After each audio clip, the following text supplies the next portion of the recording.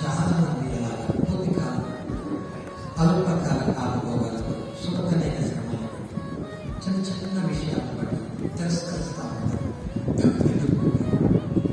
మాటలు ముందు కష్టాలు వాస్తవం అన్నాడు, మీరు అనేక శ్రమలు అనుభవించిన రాజ్యాన్ని ప్రవేశిస్తారు. ఎక్కడ మోటార్లు వచ్చి పచ్చపక్ష పదార్థాలు పెట్టి బిర్యానీ పెట్టి పాపం పోతానే చెప్పలే. నీవు నీ దేవుని కొరకు నిన్ను నీవు అర్పించుకోవాలని ఆయన మాటలు చెప్పాడు. మన జీవితం అందుకే ప్రతిస్పందన చూడటం అంటే మనల్ని మనం అర్పించుకోవాలి.